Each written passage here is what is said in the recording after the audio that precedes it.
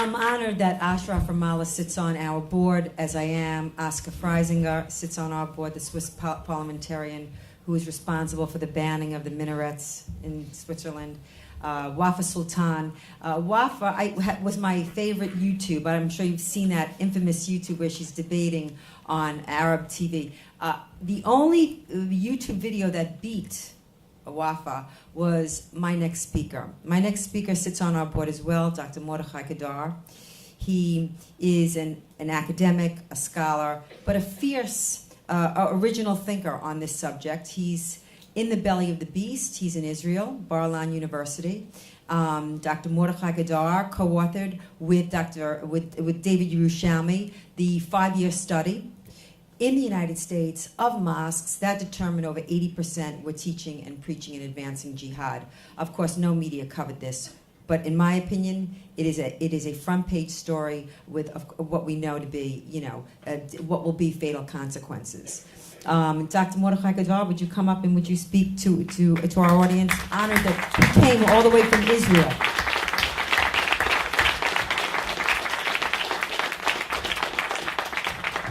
Thank you very much, Pamela. Robert, thank you very much as well. People say that Islam does not accept criticism and freedom of speech. This is not correct. Already the Quran states that there was a debate in Mecca because the relatives of Muhammad, peace be upon him, accused him for recycling the stories, the legends of the Jews and the Christians, therefore Asatir al-Awwalin. Means already the Quran gives echo to a debate which was in Mecca when Prophet Muhammad was accused for bringing for forging stories which he heard from the Jews and Christians. So already then, in the inception of Islam, there was kind of debate. The Quran also, by the way, I highly recommend to everybody to read the Quran. In any language which you master, read the Quran to understand the mindset of the 7th century, how it is being implemented today. And this is very important. So already then, we see this debate. The Prophet Muhammad, again, peace be upon him, according to the hadith, to the oral tradition, was asked once by his companions, what is Afdal al-Jihad? What is the best jihad which could be? So he thought a little bit and answered, the best jihad is a word of truth said in the face of an oppressive ruler. Means not that you take the sword and you start killing people. If you stand in front of your ruler, Muslim, and if he is not behaving correct way, you tell him that he is not correct. This is the best jihad. Means Prophet Muhammad encourages some kind of criticism that a man, Muslim, should stand in front of his ruler and tell him and this that he is behaving not in the right way, and this is the best jihad, even better than killing the infidels. Quoted from the hadith. His followers, Abu Bakr, the first caliph, when he came to office, sworn in, he is quoted, again by the hadith, saying that if I am wrong, if I do some mistake, he approaches the Muslims, please correct me. Please tell me where I am wrong and I will correct my ways. So these 3 or 4 examples show that Islam from the beginning had debates, had criticism. People were free to speak, or at least they were encouraged to speak even against rulers if those rulers were wrong. question is, what happened to Islam? That today we are facing such a campaign in order to shut the mouths of all those who criticize Islam. And this is a very big question, because you can always quote their sources. Hey, once you had the freedom of speech, how come today you preach to shut everybody's mouth? The answer is very simple. As long as a Muslim criticizes his companions, Muslims, he is allowed to do this, because this is a criticism within Islam. But when others, infidels, Christians, Jews, Buddhists, or whoever, comes to criticize them, this is not allowed. And this is the difference between today and then. Because then they allowed it. Because Muslims were the first to criticize Islam.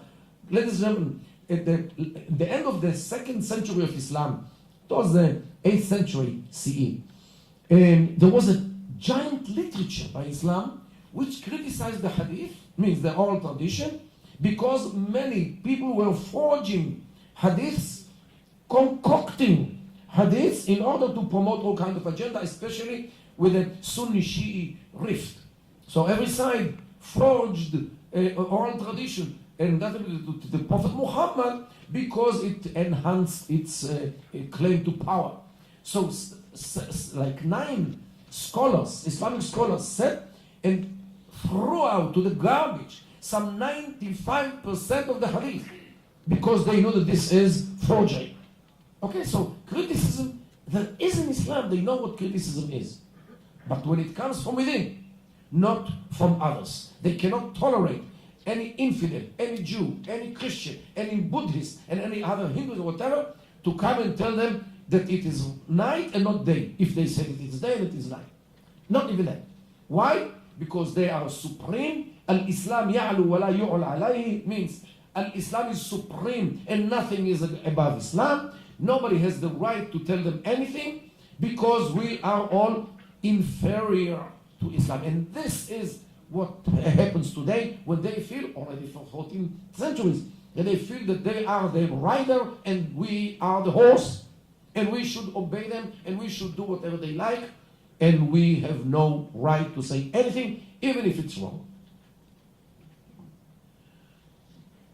People talk today about clash of civilizations. We heard it from Huntington and from others. It is correct.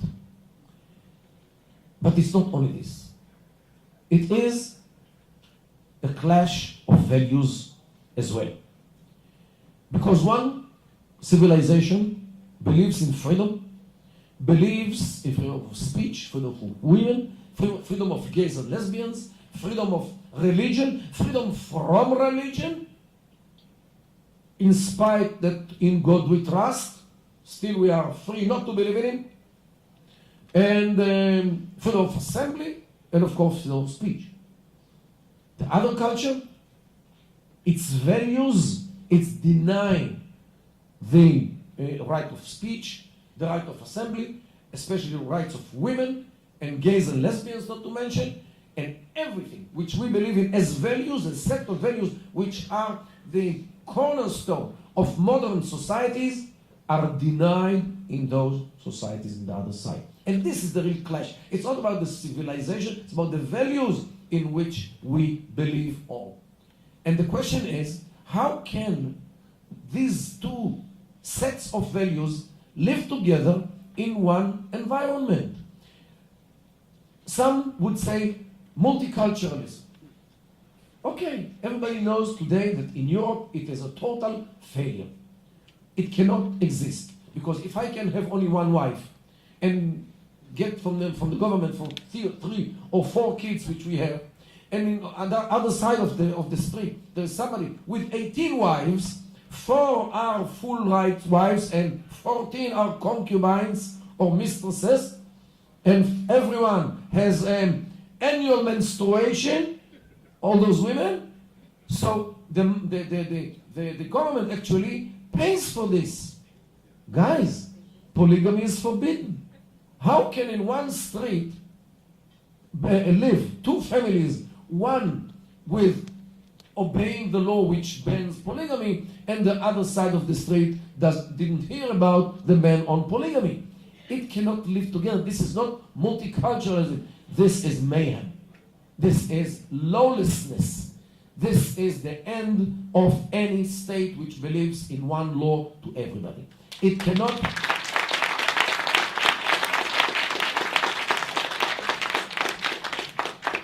Multiculturalism is a very nice word. It's a very long word. And you know, the longer the word is, the better it is for those who believe in it. Short words are too simple for them. Complicated words are much more attractive to them. So this is the longer the term is, multiculturalism, or this is nice because it's good. And this is actually what happens today. However, the struggle is not because of not between the civilizations.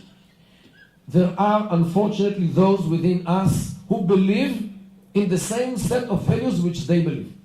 And this is the problem. Because it's not only because of immigration. It's only because of the deterioration of values inside the Western societies. When values of family do not exist anymore, when girls do not get married, if they don't get married, maybe they have the one child or two, if at all, what will be with us? Western societies, especially in Europe, are in demographic decline. They are marching proudly into the museums. And this is what will happen. And a society in museum, a society which does not reproduce itself, will not exist. We can fight for freedom, for our statues, for our memory, not for our children, because we don't have children. And this is actually, look at the rate of marriage, look at the rate of birth, and the decline in Europe, and unfortunately I think in here also started to slow down the demography in this country. Unfortunately, you need foreign workers to be the drivers and to be those who work in the markets and all this. So in one side, we need working hands. On the other side, they have unemployment because of the corruption and because of the neglect which the Arab and Islamic states suffer from. So on one side, there are big unemployment. On the other side, diminishing societies. And diminishing societies need somebody to work for Volkswagen and for Volvo as well, in the factories. So they import people. And this is actually what happens in Europe. And unfortunately, I tell my European friends, guys, start having babies.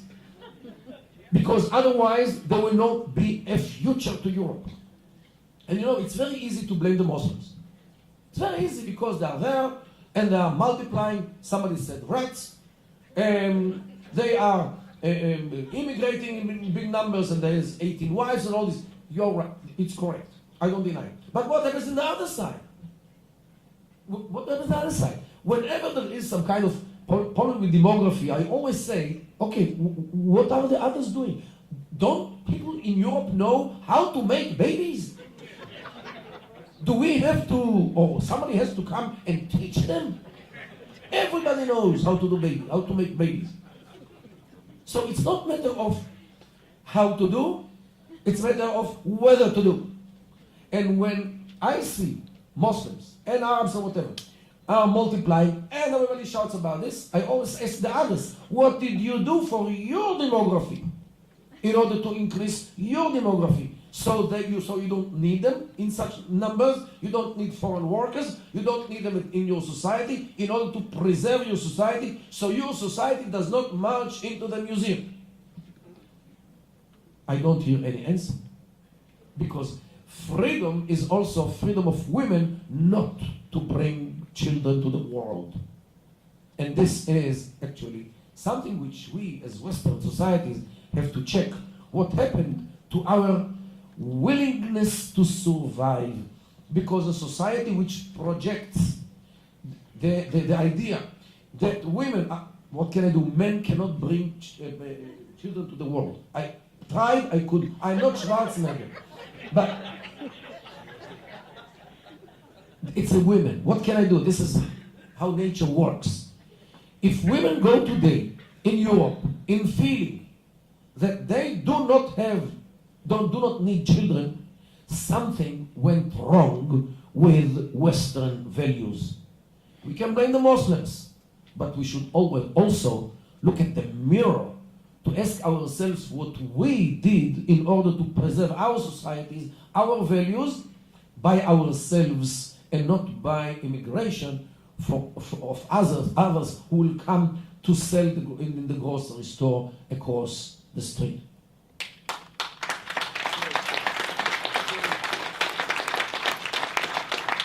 Yes, Pamela, you're right. We have to fight against Islamization of nations. And I'm with you, with my heart and my soul. Definitely. Right. However, we have also to create a situation where we don't need the Islamization. Means we don't need immigration. Means that we have babies. How do you do this? I did my share. I have 5 of them. And already number 6 in the second generation is on its way. I showed my children what can be done in order to preserve the Jewish nation. I hope that others will do the same in their nations. One thing I should mention here as well. The world witnessed Holocaust some 70-something years ago, where a third of the Jewish people was exterminated, gassed to death. We are facing today the same danger. Neo-Nazi ideology under the garment of Islam emerges in Persia, in Iran, and we hear the same slogans as we heard during the 30s in Central Europe. Whoever does not put a red line, clear red line to the Iranian danger, actually enables this Holocaust to happen again. However, today, we, the Jews in Israel, are not alone. Those neo-Nazis in Iran have other targets as well. They already took Iraq after it was liberated by American blood and money, and others as well. They are planning to take the Gulf. Just imagine what will happen to the prices of oil if Iran succeeded to put its paws on more than 60% of the world reserves of oil. Europe is also in the list of targets, Israel as well. And when they already know how to launch missiles from submarines, the only component which they still need is a nuclear weapon to put on these missiles. Just imagine that 200 kilometers from New York, inside the Atlantic, one day appears a submarine, Iranian submarine, with several missiles, with nuclear weapons, with nuclear warheads, and they start to dictate on America their agenda. They don't broadcast, so it's very hard to locate them. And if they are attacked, they will launch whatever they have and go to dwell forever in the bosom of 72 virgins. This is what they believe, and this is what they will do if they can. Would the United States of America agree to even 1 to 100 the chance that this scenario happens? And the Iranians, when they acquire nuclear weapon, it will be only a matter of decision. Thank you very much. God bless you.